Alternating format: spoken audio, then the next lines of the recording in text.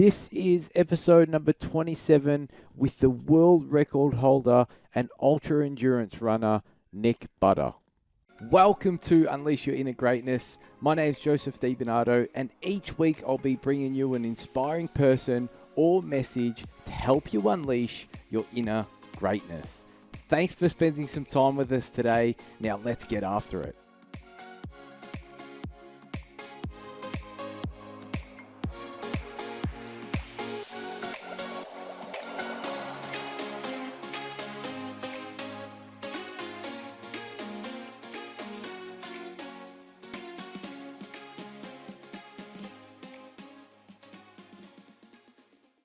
Nelson Mandela said, "A winner is a dreamer who never gives up."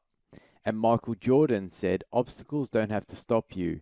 If you run into a wall, don't turn around and give up. Figure out how to climb it, go through it, or work around it." In this week's episode, we introduce to you Nick Butter, who is a world record holder for running a marathon in every country on earth. Nick talks about his journey from transitioning from a soulless job to now being a motivational speaker and a world record holder. We talk about the preparation for this incredible feat and, you know, what went into it, the challenges that Nick faced. Nick talks about his experiences on what travel has taught him about life. He talks about life purpose, how to find it and what it means to him. And then he also talks about his legacy.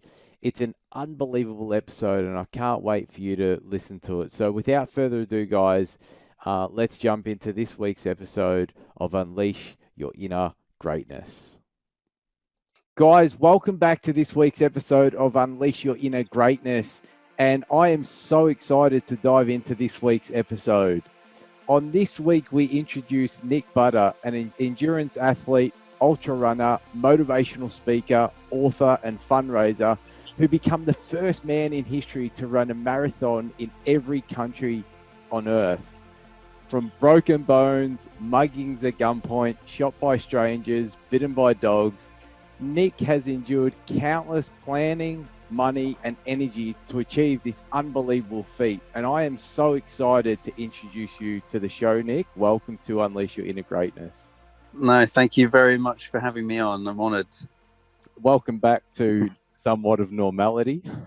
Yeah, it's a bit of a strange time, isn't it? I mean, you know, every country is going through this at a different time, and especially for me, you know, had all of this kicked off 6 months earlier than what I was setting out to achieve, and the countless energy and money that we put into it would have come to an end. Yeah, I'm very pleased that, I mean, most of the world, most countries are now, you know, seeing the other side of it. But fingers crossed that we don't have a second spike and that it goes away. And, you know, there's rumors that the winter comes around, it's going to get worse. But so far, I think, you know, we're out the other side of it. You know, what's fascinating is obviously COVID affected so many countries, but obviously your journey running through every country in the world sort of gave you great perspective of all countries and all cultures. So I'm definitely keen to jump into that. But mate, I just wanted to ground you in a great place like I do with all my guests. And I just wanted to ask you, Nick, what are you most grateful for right now in your life? Honestly, I think I'm most grateful for the very basics of being able to turn on the tap and have water, to be able to go out in the fresh air and walk my dog, to spend time with the people that I love and that I cherish spending time with, because I've seen a lot of the world, and the very, very basic of things people don't have. And, you know, you see it in the media, you hear countless people talking about it, and now I'm doing it again. Until you see it for yourself, you don't have that moment of, oh my word, what have I been doing with my life? I need to fully appreciate every moment. And, you know, my health, the fact that there's fresh air that I can go out and breathe without having to worry about stuff. You know, the fact that I can chat with people now without having to, you know, to worry about contaminating them. I've been COVID tested and I know I haven't got it, and all of that sort of stuff, the very basics. And you know, what I'm grateful for, I could probably list for the next year. So I've got I have a whole new sense of perspective since coming back from the world. Mate, that's awesome. I'm a keen traveler as well. I was going to say, in terms of, you mentioned that some countries don't perhaps have the necessities or, water, etc. What was a story that stuck out in terms of, who's doing it really tough, and what perspective did you gain from that? Yeah, there's so many of them. So many of them. I think the one that stands out to me. I mean, there's so many, and there's a lot of poor places. Well, number one, going to a place like Haiti. So Haiti was country number 4 for me very early on, and it was my first introduction to poverty and proper poverty, where people really don't have a lot. There's quite a lot of violence, corruption, hunger, starvation, and a lot of unnecessary death. Avoidable death going on, and from there, you read the history books, and actually it was the white man that then once colonized this island and ruined it. And so I found myself in that place. It was once the richest country in the world, and now is one of the poorest in the world. Wow. And my species, my people, ultimately ruined it, and abandoned them and left them there. And I'm thinking, hang on a minute, am I in this place of extreme privilege where I'm just jumping around from country to country? And quite soon into the trip, I had this alarming realization that, oh my word, am I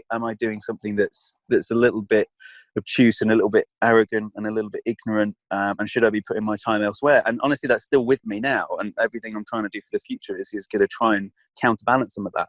And to answer your question more directly, I was in Sierra Leone many months later, running in Freetown, and a friend of mine called Jen was a voluntary doctor working in the hospital in Freetown. Bearing in mind, the entire country has less than 150 doctors, and so that's basically the amount of doctors in a small city in England, let alone an entire country. Now, I was interviewing we were filming for the documentary, obviously, and I said, can we have a few words with some people in the hospital? First of all, the hospital was more like a shed and an abandoned building than actually a hospital. It didn't have any machines, it didn't have any mattresses. It was awful. We filmed this lady, and she very sadly had 2 kids in hospital who she couldn't afford to work out what was wrong with them, why they were sick, and it was very clear that they were dying. And we were through a translation. They speak Creole over there, and through translation, Jen and I spoke, and for an hour and a half with this lady, and we found out that the lady actually had 9 children originally, and very sadly 7 of them had already died, and her last 2 children are in hospital, and she still can't afford to find out what's wrong. And even if she did, she wouldn't be able to afford to find, to pay for the medicine. And then even if she could have paid for that, she then wouldn't be able to afford their education and their food for the following weeks and months. And I was really struck by it. And I put an appeal out on social media after working out how much it would cost to get them treated, work out what was wrong, get them treated, get them food, get them education, get them clothes, get them everything they need for a year for both these children. And the horrendous reality of it is that for £180, so what's that? Something like 350 US Australian dollars. For 350 Australian dollars for an entire year for both children, you could fix their lives. And I Wow. put an appeal out, and we had hundreds of people, if not thousands of people, come forward and say, can I donate and sort these people's lives out? But ultimately, it's the same story everywhere, is that people like her are suffering. And they believe in all this voodoo over there, and so that her partner left her after their second child died because she thought she was bewitched in some way, and had this horrendous bad luck, and so if he stayed around her, he might die. And all of these things that happen in the cultures that we have no idea about. And then months and months will go by, and those children would have sadly died. Fortunately, we were able to do something with them, but that kind of thing, which is why I'm so grateful for the very basic stuff. And it was likely that it was going to be malaria, and for the UK, you can buy a malaria tablet for something like 16 pence, and yet they had no idea what to work out or any medicine to sort their lives out. So we are outrageously, unfathomably lucky and fortunate, and I just want to kind of impress that upon everybody I meet now.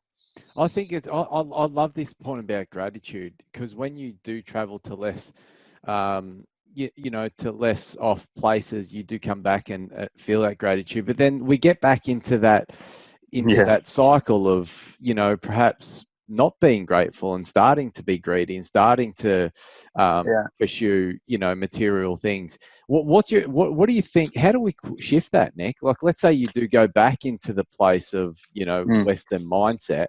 What advice would you have for the listeners to shift back to a place of appreciation and gratitude for what they have in their life? Yeah, I think you're absolutely right, and I'm guilty for that as well. And I think even today and every day, I always catch myself doing something. I go, hang on a minute, I'm falling foul of my own teachings and everything that I've learned, because it's very, very easy, because society kind of sucks you in, and it's Yeah. because we're lucky and because it is easy. But I think a good way to counteract that, and what I try and do, is to always have one hand, or even if it's just one finger, on something that will keep you grounded to the realization and the reality of other people's lives. And so making sure that I'm having conversations with people out there, and I'm fortunate to have hundreds of people all over the world that I WhatsApp, and they'll be in communities that are less fortunate, and I often hear stories of people that need support. And I started this foundation a while ago that we're doing some work to help people out there, so I have kind of a connection with it. But I think my advice to everybody is just well, number one, the easiest thing to do is to actually look at the news that isn't the mainstream news for your country. So I'm often listening to BBC World Service, which is all over the world, and that gives me news from everywhere, and not just the news that's on our doorstep, which is sometimes quite false. We assume that the news we're being given is the most important news all over the world, and yet, horrendous earthquakes can happen in places and we never hear about it because there's been somebody that's been hit by a car down the road in the country. And that's terrible and sad.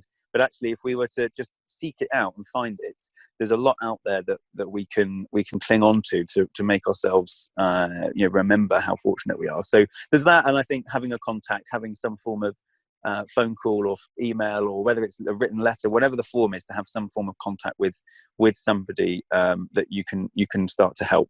Awesome, mate. Now, you grew up in Dorset, I believe.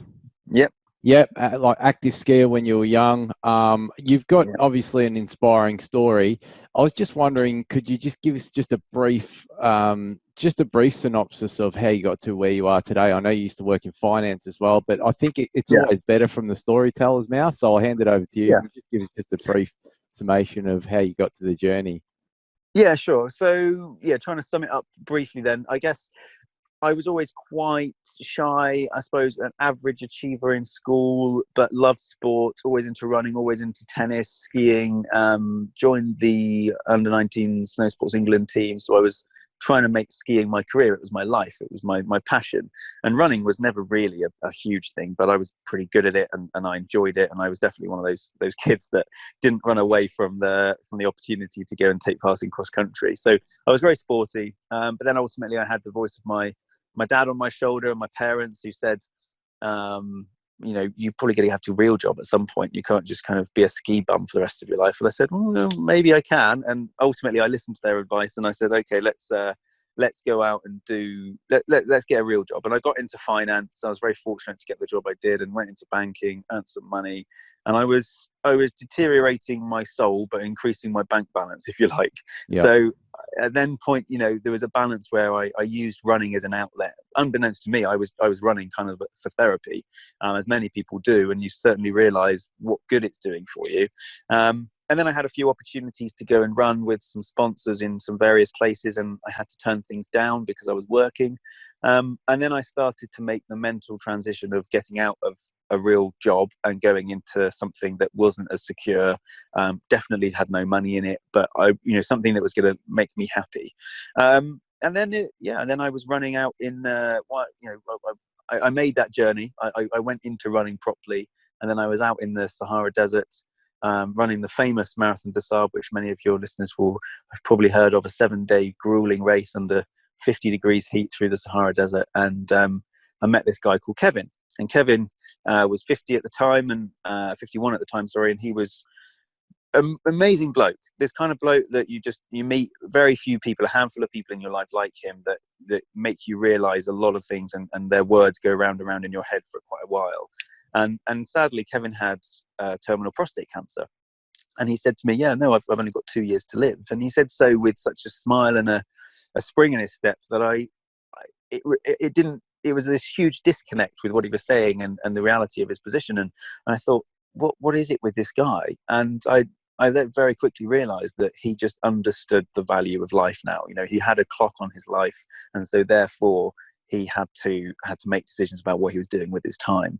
And then that's when I started to become a bit obsessed with time and how we use it. And I wanted to do something that was going to raise some money for prostate cancer to, you know, to stop other people like Kevin dying.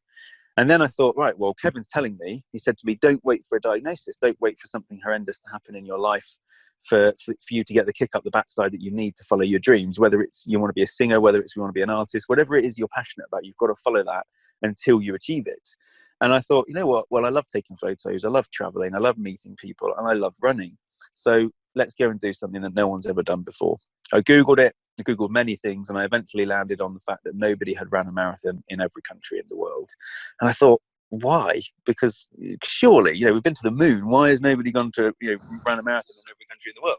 And I then very quickly realized, and I now know why it's very, very difficult. But I then thought, yeah, let's do it. And it took me 2 years and a hell of a lot of people and a lot of kindness and selflessness from many family and friends and complete strangers to get me to the start line. And we decided that we were going to take on this huge world record. And I'm very glad to say that as of November last year, we got the job done. And I completed the world record. Did you complete it here in the UK? Where was your last country? So my last country was Athens. Because of the famous reasons for Athens, obviously, where the home of marathon running, from marathon to Athens. So I finished there, but the UK was home. So when I came home, that felt like like we'd done it, because I ran the London Marathon in the April of year one, and I actually ran it again in year two, even though I didn't need to. But I was back to collect a passport at the right time, and I thought, right, well, let's get another London Marathon in too.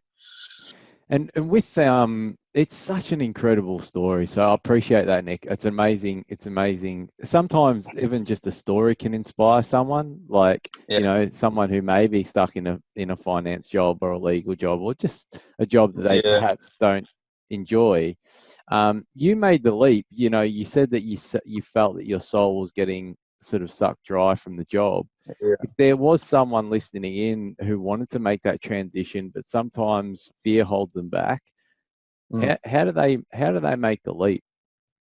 Yeah, I think it's very individual to make that leap. I think gradually for me was the answer, and to do it for the right reasons. There's actually quite a few people that come to me and say, oh, I want to run a marathon, or I want to run a half marathon. And actually it's not them that want to do it. It's something they've seen, or it's somebody that they've spoken to that have persuaded them to want that dream.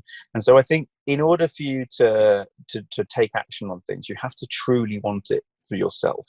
You have to really understand the why you're doing something. So, if you're coming and saying, actually, I want to quit my finance job and I want to be a singer, are you doing it because you want the fame? Are you doing it because you want the money? Are you doing it because you love to sing? And so if you understand really your true intentions of why you want to do it, that is a really big stepping stone. And the other thing, especially mirrored in the community of running, is that the people that you have around you is quite important. And I was fortunate enough to have a boss at the time who understood the bigger picture of life in general that wasn't working. So many bosses can be very focused on the work and the day-to-day and not really appreciate that you have a life outside of your office hours. But my boss did. And so I think it's quite important to recognize who's around you that you can use to help, and maybe you can help them in return. In terms of actually making that leap, there is a big step into the unknown that everybody has to start to accept. And I did it. I would say it took me about 3 years to fully escape from that job. And that was after me thinking, I want to escape. I made the decision I wanted to, but it took me 3 years to make that transition because I was scared. And I think failure and fear of doing something and then regretting it is what holds most people back. But from my experience, if you don't do something, then if you don't make that step, it's so much worse, because at least if you try, you've experienced both avenues. So that was something that went through my mind of, well, actually, if I try this and it doesn't work, then I can always go back to what I was doing anyway. And as soon as you start to realize that, and you make it quite a logical choice, then things start to become a lot easier. But it was, saying goodbye to decent money and secure income, and everything that was easy and I was used to was not straightforward. And yet doing it opened up this whole other world that is by far, and I can guarantee this to any of your listeners, by far better than you would have, because change fundamentally is better, no matter what that is. Wow. So just to reiterate, and I appreciate what you said, like, understand your why, think about, what your intention is. And then you spoke about the fact that, you may come across a fear of failure, or a fear of, it not being the right decision, but, just making the leap anyway. And then if it doesn't work out, you can always go back to what you used to do. Yeah, I think that's it for me. That's ultimately how I made the decision of, let's try this. Because if you don't try those things, it's the reason why kids don't put their hand up in school. It's, to answer a question that they probably know the answer to, but they don't want to look silly. They don't want it to be wrong. And Yeah. actually, you're in control of your own life, so you're not wrong ever. You're just navigating it and finding your own path. So I just came to terms with that, and eventually I made the jump. Legend. When you were traveling the world, there was obviously a lot of lessons that you would have learned about others and yourself along the way. Mate, I was just wondering, what's the biggest lesson that the trip taught you about yourself? Yeah, okay, that's a good one. I learned I learned that I'm quite impatient. Okay. Excuse me. I'm very impatient, and I'm impatient in many ways. I was impatient to get the job done. I was impatient to finish my run so I had more time in places. I was impatient to help people. I was impatient to start another mission. I was just fundamentally impatient, and I learned to slow down. I think anybody that does any form of traveling comes back with a sense of kind of serene calmness about them, because they've just slowed their pace of life down. So I definitely learned in myself, and I think generally speaking, especially the Western world, if we still call it that we're quite busy, and we're quite doing things with too much speed. And so I learned to slow down, and I learned to be in the moment a little bit more. I'm still one for lots of planning and lots of expeditions in the future. We're still in the planning now, but I'm very much getting into bed at the end of the day, and being grateful for what I have, and slowing down those thoughts. And it does actually give me something extra. In terms of a bigger lesson, the whole gratitude thing, like we touched on right at the very beginning. Yeah. I just had no idea quite how. I thought I did, and I still do now. And no doubt 10 years from now, I thought, I'll look back on this moment and build upon it even more. But I think that the world has taught me just how lucky we are. We're in a fraction, anybody listening to this, and is in a fraction of a percent of the world, 0.0001% of the world that has everything that we have. We have electricity, food, water, health, freedom. Freedom and opportunity is something that so many people don't have. There's a fantastic, I can't remember the exact details, but a ratio of how many guitars there are in the world. And it means that if you have a guitar, then you have the opportunity to invest in music, and you have an opportunity to express yourself, which means that you have enough money to feed and eat and to work and to live. And so therefore you're going out and experiencing a joy in life, as opposed to making what many people have as a necessity of collecting water and making food and all that sort of stuff. And if you have a guitar, you have this expression of freedom about you and opportunity. And so there's a fantastic, if you Google it, I can't remember what it's called, it's the guitar ratio or something. And I listened to that on a podcast once, and I thought that was quite powerful, because the more and more guitars there are in the world means the more and more people are expressing themselves and not having to worry about poverty. It's fascinating. When from an outside perspective, right, when we're looking at someone doing something as grand as achieving a feat like this, I feel, Nick, that a lot of people reach out to the person who's actually taking on the challenge. For example, you mentioned when you were running in the corporate world, it was an escapism, right? You were trying to escape something that wasn't soulful. I was just wondering, you mentioned Sierra Leone many times in previous podcasts. Mm. Um, and I was just you mentioned why that part of your journey was important because there was a lot of poverty, and also you mentioned about the woman that was giving you water, and you said like she had nothing, but they were Yeah, still giving you the water. yeah. I was just wondering, over and above that story, what other stories come from on the road from people who were reaching out to you, watching your journey? What was the most inspiring story that come through? Was someone suffering, going through a Mm. challenge, or like, could you touch on that a bit? There's quite a few. I think Sierra Leone is one that is so prominent in my mind because it made me cry for a long time for one, and really hit me. But there's other tales of many occasions when, so I was sitting on a plane just ready to take off, and there was it's not a moment of suffering, but it's certainly a moment of realization for me that there's a lady who was trying to take her seatbelt off on the plane as we were taking off. And she didn't speak any English, and the tannoy in the aircraft was saying, fasten your seatbelts and doing the whole safety announcement, but she didn't understand it, and she'd never been on a plane before. She'd never left her own country. This was after me kind of trying to work things out using Google Translate and speak with her, and she must have been in her late 50s, if not 60s, and she was a Jamaican lady, and she never been anywhere, and she didn't understand that you were supposed to have your seatbelt on when you take off, not take it off. And the very basic things like that made me think about, I am so lucky beyond belief to even leave my own country. There's something like under 2% of the world, I think it's under 1% of the world, that leave their own country, let alone go to every country. And here's this person who's lived for 50 odd years and who's never left and didn't understand the basic etiquette of a plane, and it kind of just brings everything into reality.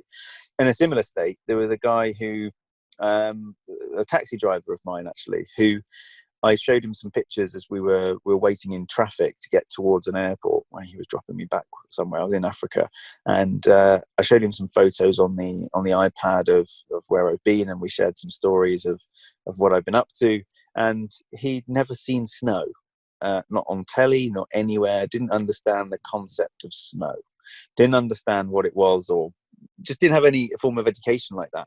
And so trying to explain something to him like that, I realized that I'm quite ill-educated when it comes to the basics of what, trying to explain snow and how it operates and all that sort of stuff, even though I've been skiing, and it really made me see things in different ways.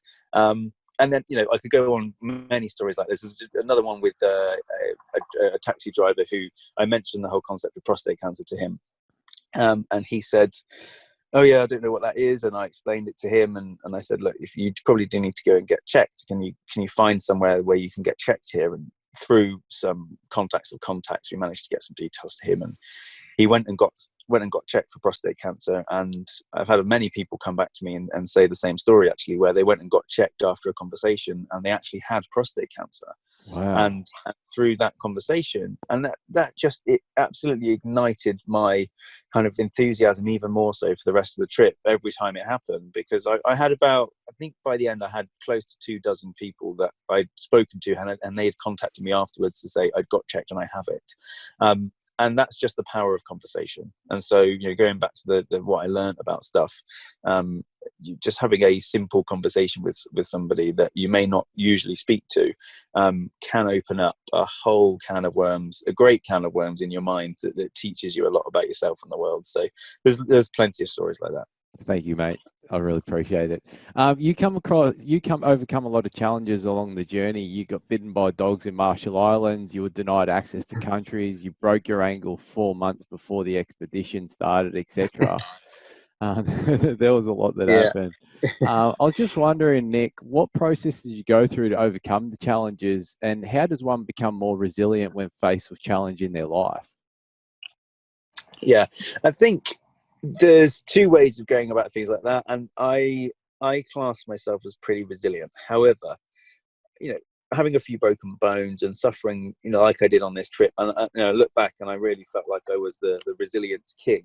But actually, there's a lot of people out there that are far more resilient than me. I know people from the military that have had amputations and that have literally got back up, and I've been walking within months. And I used that, if I'm honest. I used the other perspective of people that are so much worse off than me, and they've had their life changed in an instant, and they go, actually, no, I'm not going to give up. Or, there's the is it the book The Diving Bell and the Butterfly, about the guy that wrote the book only using his eyes to blink because he has this condition where he can't move any of his body. He's a fully functioning mind, and yet he can't move anything apart from his eyelids. Wow. And he wrote a book using, through the help of somebody else, and going through the letters A, B, C, D, and he wrote a book that way. And it's fascinating because people like that, they do not give up. And when I've got a broken bone, or when I've been bitten, or when things have happened, you just think, come on, Nick, like, you're not, nowhere near harsh. This isn't hard.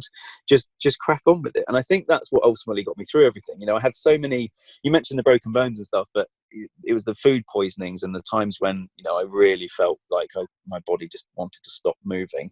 That, in the morning of Bangladesh, and I was on my 22nd bout of food poisoning, and I just thought, I really, really need to not go out and run this one. But I had to, and I got up and did it. And ultimately, the thoughts of other people like Kevin and people in a worse situation got me through it. So I think for me, that's what resilience is all about. And if you Google resilience, there's all sorts of pillars of ways to combat it and learn it and get better with it. But I ultimately think it's about perspective and context, and realizing your place in the world. And, if so many people could very easily just give up when bad things happen. If you get a bad grade, or you fail your driving test or something like that, you could just go, nah, I'm just not going to drive. You don't. You go, I'm going to try that again. And the more and more you do that, the more and more you have this backlog of kind of catalogue in your mind of going, well, I've done that before. So when I break my ankle 4 months before the trip, I go, well, if I break my ankle again, I know I can carry on. And when I broke my ankle in the desert and I finished, I know I can carry on again. And so there's just there's almost two angles there. There's the appreciation, and there's the perspective, and there's also the building upon previous experiences of yourself that give you that extra boost, I think. And would you tend to write all the stuff down? So say, for example, you're thinking about the guy who wrote the book, or say Kevin, would you write those down as part of your journey and reflect on those at a certain point during the run? Or would it just be a mental take that you would do? Bit of both. I think a bit of both. I write a diary. I wrote a diary for many years, and I write the diary not for kind of a Dear Diary thing. Sometimes it's a woke up, had a crap day, went to bed, so maybe not that extreme, but sometimes the diary entry isn't very good. But sometimes the diary entry can be several pages long of kind of my emotional state and trying to get things out like that. And it also helps. I think the whole concept of mental health, everybody suffers, in my opinion, everybody suffers with a degree of mental health at some point. Mental health is a scale, it's a sliding scale. You can either be really positive, or you can be really negative, and we experience both ends of that. For me, writing a diary is a way of coping with that, and it's also a nice way to look back on things. And for me, the other angle of it is that when I was away, I didn't have a lot of time or energy, and so writing these things down was another little moment of discipline for me. Rather than just going, oh, I'll just go to bed now. It was the discipline of doing that, and so it gave me this extra push when I was on 200, 300, 400 days into the trip. Go, well, I've written a diary for 400 days. I've done my marathons every day. I'm not going to give up now. It gives you that extra little bit of boost. But I think most of the time I'm going through things in my head, especially when you're running. If any of your listeners that are runners, they'll know that you're often in your own head for much of your run. I don't listen to music really when I run. Mostly it's just books, or I'm in my own head. So there's that. And every now and then when I'm running, I'll stop and make a couple of notes on my phone of if I've thought of something interesting that I need to write in the diary that day, or something I've seen, or sometimes I'm not very good, but I like to write the occasional bit of poetry or something. And if I'm thinking about it on the run, then I'll write that down, just to kind of use running as a kind of a mind explosion, if you like, just to let my mind free. Yeah, so you'd say it's like quite a meditative practice as well. Yeah, it's a weird meditative practice, because I think most people have a connotation with meditation as quite a serene, calm, but actually I could be running up a hill in Bolivia or something and puffing and being dizzy, and actually have some of the most calm moments of my life. So yeah, you're right, it is meditation. It's so cool. I remember like reflecting on back on my happiest days. I used to like it was when I was running a lot, and that's why Yeah, recently I've started getting back into it. And to be honest, like quarantine brought up so many emotions for me, yeah. and did challenge me a little bit on that mental health front. So running Was was that? a really good thing to Did get you? back into. Yeah, did you struggle with the lockdown and with that side of things? Because it was something that it was weird for me, because Yeah. coming back from moving on to a different country every couple of days to then being locked in a van, I live in a van, and so the rest of the world is kind of locked down, and I'm here just waiting in my bubble. And I think everybody experienced it the same, but I think a lot of us felt like we were doing it, we were the only people. So what was your experience with that? Yeah, no, I appreciate the question. I think it does. I think when you're in a confined space, that's why they say like, in prison when they put you Mm. consolidatory confinement, it's the most challenging thing because you then just it's you and your mind, Yeah, yeah, and the mind is naturally it reflects a lot on the negative stuff. So, but it was a beautiful journey as well because, I've invested in so much personal development. So I have some tools that I can bring out, like gratitude, or to meditate, or to yeah. work out, or to, focus on serving others. So yeah, no, it was a challenge, mate. But but I think we're all slowly getting through it. We are, and I think we're getting through it with the help of people like you, with podcasts and everything, where it connects people quite easily. So yeah, no, It's yeah, a fair good play. journey. I was going to say, a lot of my listeners are keen about life purpose, Nick. In Mm, a previous interview, there was a time in your life where you felt lost, and you mentioned the when you're working in business, for example. What mm. steps do practically the people take to find their life purpose, and what's yours? Yeah, I think I'm quite focused now on the whole legacy piece, having a balance. So in one hand, there's the now, and being very focused on every single day, and knowing that by the time I get to bed, of what I've wanted to do and how good I've been in myself. And then there's the other angle of the legacy of my purpose in life is to hopefully inspire others to not waste their time on the planet, and to use this incredible opportunity that we have, and not even an opportunity as well, but a responsibility. Excuse me, the responsibility to actually have every day to do something. You don't have to wake up and go, right, I'm going to do this mission today, but there's something there, that there's a lot of people that have a great potential, and that they don't fully utilize it because they're either scared or because they make excuses like, well, I can't do that because of this. And excuse me, sorry.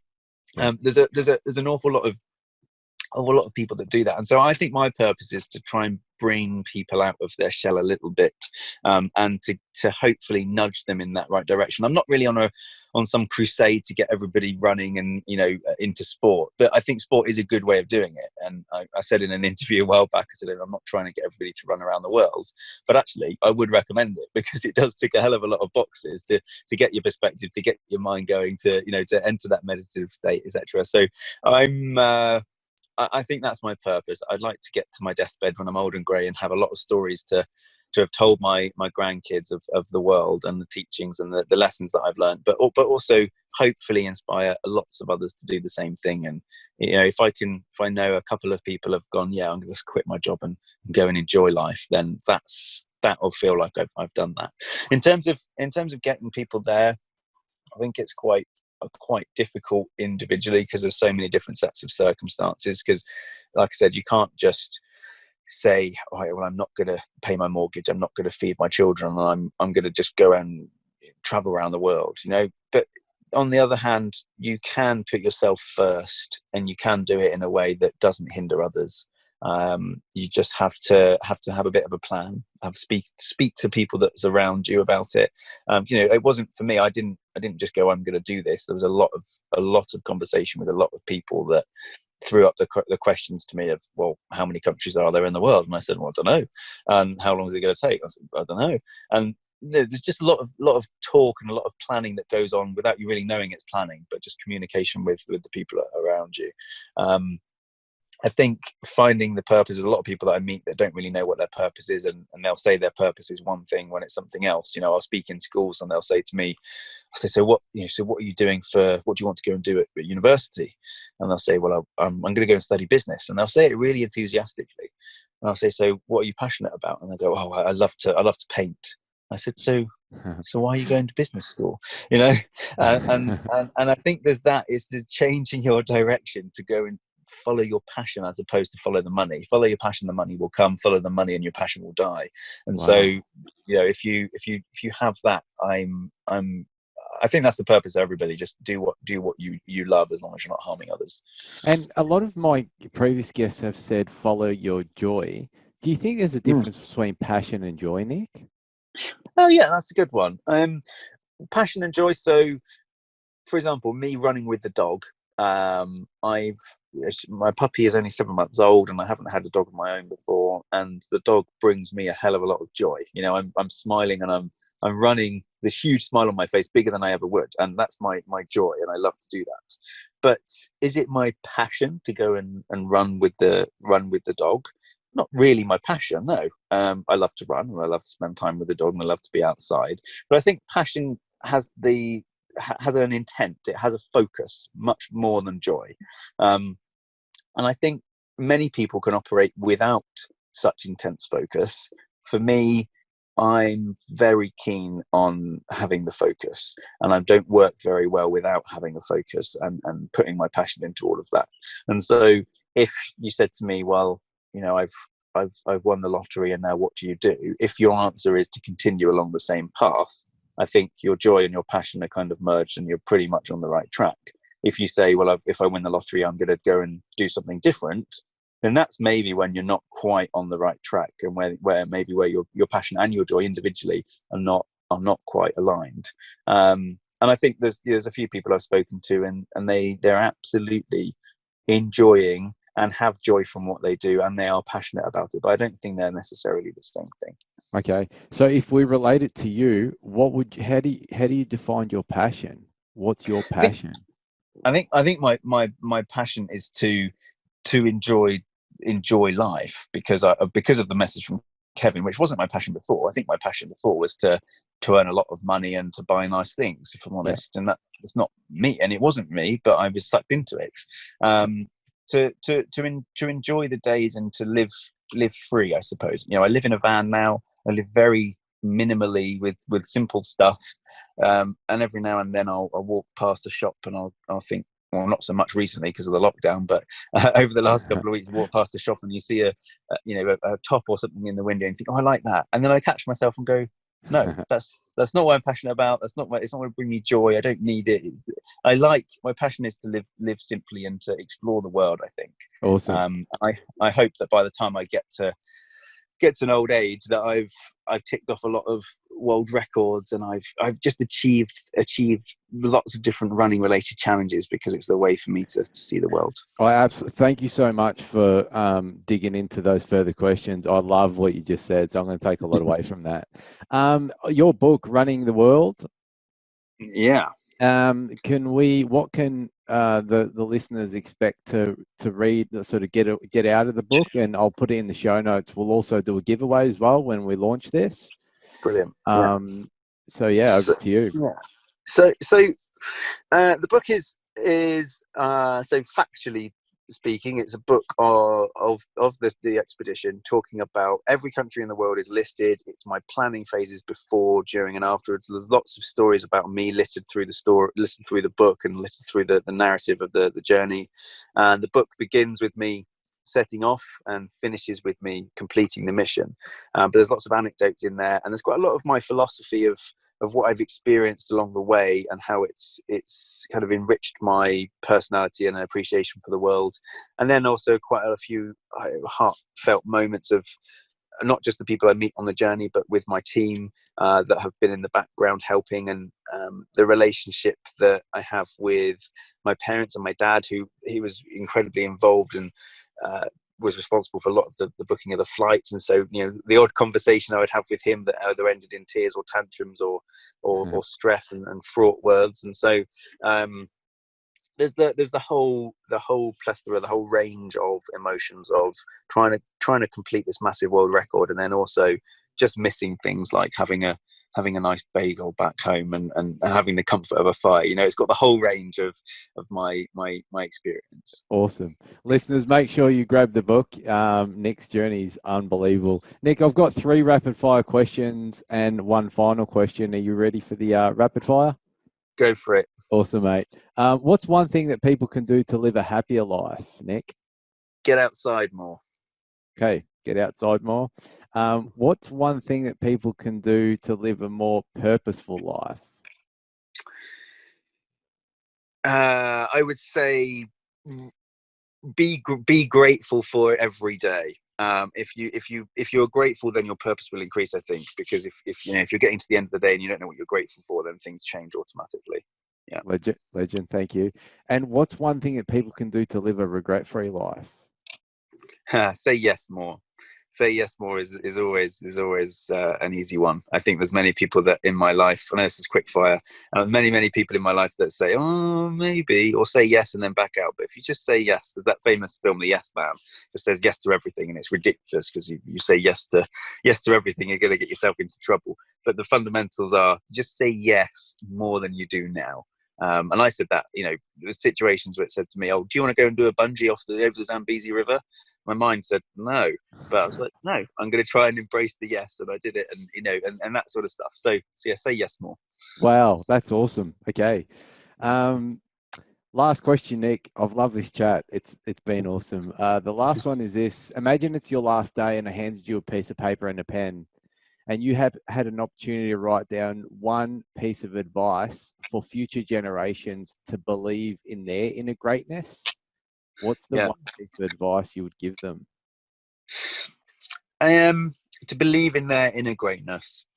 I think it have to have something to do with the perspective of yourself in the bigger picture of the planet, and the universe. So we are small, seemingly very insignificant kind of bits of carbon that come and go, and yet what we do with our time can change the face of mankind, species, the rest of how we live, how everybody lives. The people that have done great things, many of whom we will never know about because it's just happened behind. So do things for yourself with good intent, and you'll die happy, I think. Awesome. Mate, I just wanted to acknowledge you just from an outside perspective. Obviously, this is the first time we've had a discussion, but I think it's people like you that allow us to continue to believe and to dream big. Running running a marathon in every country in the world is more than just a run. I think there's a lot of personal benefit to following someone like you. So firstly, I just want to say thank you so much for not giving up on the dream. No, thank you very much for having me on, and I'm hopeful that people will have the same opinion as that, because the world has got so many great things and so many people are not seeing it. And if I could just click my fingers and I would just have everybody traveling everywhere, seeing everything, experiencing everything, eating the foods, seeing the sunsets, meeting the cultures, the languages, and you just end up incredibly enriched. And I feel very, very privileged. I can't properly describe how lucky I feel to have done it. It's awesome. Is there anything that, just on parting words, anything else that you want to say to listeners before we end up the chat? I think so. Yeah, 2 things. Number one is the message about prostate cancer. And I think if you are a man and you are over 40 years old, you need to get yourself checked. You need to have your prostate checked every year. Very easy. It's not as embarrassing and as intrusive as a finger up the bum, which people think about, and that's ultimately why people don't go and get themselves checked, and ultimately why people die, because they're embarrassed. It's not that anymore. You can easily get a simple blood test, and it could save your life. If you are not a man and you're not over 40, the chances of you knowing somebody who is are very high, and the more you have a conversation with somebody about it, the more likely you are to save their life. And if you're thinking, well, I haven't got any symptoms, don't need to go, it could be completely symptomless, and you could be riddled with prostate cancer, and it could kill you. And I don't want to be morbid, but the reality is that, you know, this mission for me was to stop people dying from prostate cancer, and so hopefully that will happen. And the last thing is, which is my little motto, which I love, which is don't count the days, make the days count. You know, don't just count the months go by, don't wish things away. Try and get into bed and make every day count. You're a legend. Muhammad Ali's got a bit of a protege. Yeah, I think so. Nick, thanks for coming on the show. I'm so grateful, and we'll link your book, any speaking engagements. We'll link the website. If there's any other way that we can serve you, please let us know. But I really appreciate you coming on the show, and I hope wishing you amazing adventures ahead. No, thank you very much. If anybody wants to get involved in any stuff that's happening in the future, or wants to follow journeys, then just contact me on email, which is on the website, nickbutter.com, or on Instagram. Just send me a message. My Instagram is nickbutterrun. Thank you, mate. Really Cheers, appreciate you coming on. Speak soon. Likewise. Cheers. All right, take care. Guys, there you have it, episode with Nick Butter. It was super inspiring to have him on, and I know he's going to do unbelievable things. And who knows when he's going to stop running. He may never stop. I would really appreciate you share this with 3 or 5 friends on social media.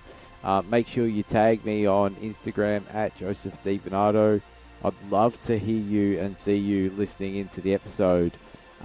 If you can, guys, please leave me a 5-star review on iTunes.